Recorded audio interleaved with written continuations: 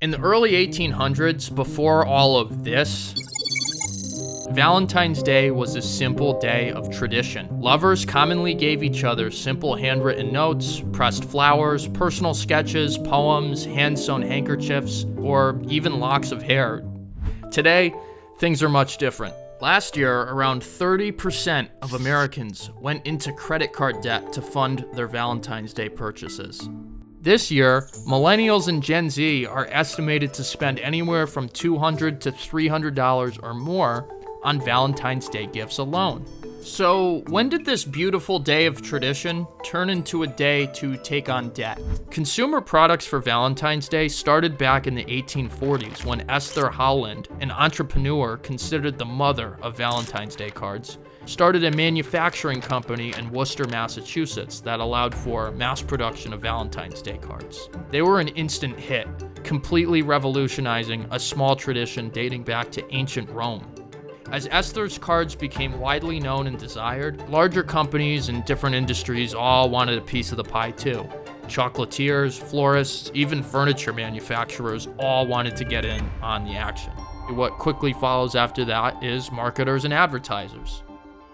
Gift giving is actually a human instinct. We actually get a bump of oxytocin when getting gifts, which is the hormone associated with love and bonding. But where does the instinct stop and the social conditioning begin? Do you ever wonder why every single car commercial is filmed out in the woods or the mountains or even the big city? It's to make us think that we'll be adventurous if we go buy that car, or we'll go to that place or that city. Of which we won't. We will be going to a parking lot to buy more things. Our simple psychological makeup is pretty easy to persuade into making purchasing decisions, especially when using Plato's 3 classic methods of persuasion: ethos, logos, and pathos. The last of which, pathos, or emotional appeal, is particularly powerful on Valentine's Day. And it's important to separate these two ideas right here. On one hand, you have gift giving because it's natural to want to. The other is gift giving completely influenced by market-driven expectations. And here's what I mean by that. Did you know that a 2022 survey found that 32% of people bought Valentine's Day gifts just to avoid looking bad? At that point, it's about meeting market expectations, not love. So in essence, social conditioning can make people feel pressured to buy gifts in order to have relationship success. And it's pretty easy to see where the instinctful and love-driven part of gift giving got influenced heavily by marketers in the 20th and 21st century. In the 1910s, Hallmark began using taglines that implied you had to give a card. A card is the least you can do. And their slogan, which was later created in 1917, reads, "When you care enough to send the very best." In behavioral economics, this is called loss aversion. The fear of loss is often stronger than the desire for gain, which leads people to be very cautious when investing. But marketers use loss aversion in the opposite way, saying or showing what consumers might miss out on if they don't purchase a product, such as a limited time offer, exclusive deals, or even missing out on emotions, such as love. By framing products in terms of what consumers stand to lose rather than what they gain, loss aversion becomes a very valuable marketing tactic. You may be saying, so what? That's just a card and chocolate, those are cheap. But diamonds are not. I mean, where do you think engagement ring culture came from? In the 1940s, only 10% of first-time brides had diamond rings. By 1990, that number had hit 80%. Coming out of the Great Depression, De Beers, a diamond company, saw a collapse in sales. The average American had no reason to buy a diamond. Practical purchases, cars, homes, they all took priority. And before the 1930s, diamonds weren't seen as a requirement for love or engagement. De Beers then launched one of the most successful marketing campaigns of all time. A diamond is forever, insisting if he really loves you, he'll buy you a diamond. If he doesn't, does he really care? A simple advertising campaign aimed at resurrecting a failing diamond company completely manufactured the global engagement ring culture in less than 100 years. In the US alone, De Beers' diamond sales jumped from 23 million in 1939 to 2.1 billion by 1979. This advertising campaign is still taught to marketing classes today.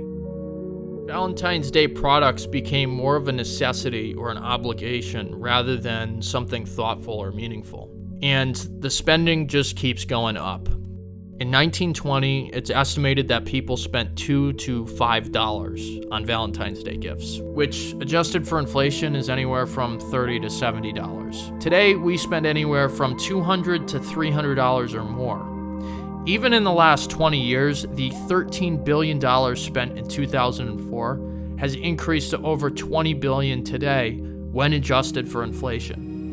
We went from meaningful gifts, personal sketches, and poems to a billion-dollar industry where Valentine's Day is more of a commodity in less than 200 years.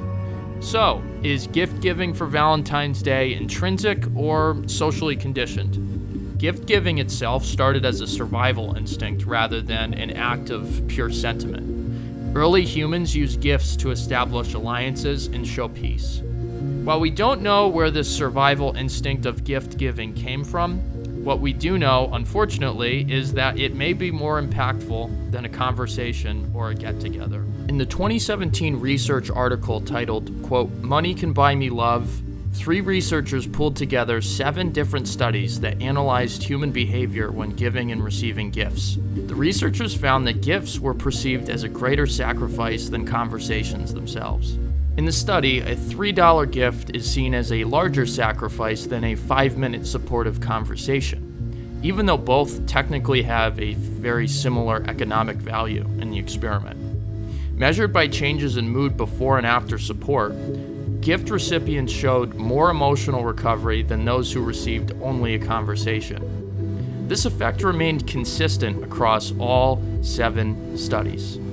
The receiver perceives the giver as having given something up just for them. Now, we don't know the long-term impacts of this study, but in the short term, this allowed them to conclude, based off of those studies, that sacrifice was equivalent to strong emotional impact. So maybe Van Gogh is onto something with the ear. So we know that gift giving is intrinsic and isn't entirely influenced by advertisements. Those 7 studies were all done in the context of a situation where market norms aren't yet set, though, such as a breakup or losing a job. A well-advertised holiday like Valentine's Day is a different story. Why is it that we went from giving each other cards and poems and even locks of hair to going into debt to purchase high-value commodities such as jewelry in less than 100 years? It's because we're not basing our gift giving off of social norms anymore. We're basing them off of market norms. In the Predictably Irrational book, Dan Ariely outlines an anecdote from AARP. They asked lawyers if they would charge $30 an hour to help low-income seniors. The lawyers all said no, because they thought $30 wasn't enough. Then AARP asked a different set of lawyers if they would do it for free, to which they overwhelmingly said yes. Dan explains that, quote, "When money was mentioned, the lawyers used market norms and found the offer lacking relative to their market salary. When no money was mentioned, they used social norms and were willing to volunteer their time. Why didn't they just accept the $30, thinking of themselves as volunteers who received $30? Because once market norms enter our considerations, the social norms depart." So essentially, once advertising enters a holiday, we no longer think of that holiday in social norms. We think of it in terms of market norms. Over time, we slowly begin to think that money is the way to show and express love. If you love her, you'll buy her a diamond. If you love him, a card is the least you can do. What started as an emotional gesture has now been rebranded into a high-pressure spending event, which is seen in the steady year-over-year increases in spending adjusted for inflation. Instead of letting people decide how they want to express love, advertisers like to tell you what's expected. And that expectation always involves spending, which shows you why people are spending more and more every year. It's not to meet social expectations, it's to meet manufactured ones.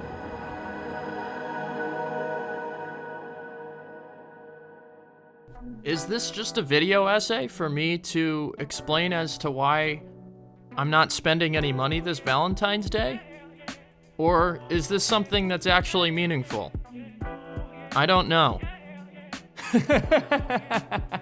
If you want to see more quality content like this, hit that subscribe button. I'll be making another one of these, I think, within the next 6 to 24 or 7 months. Goodbye.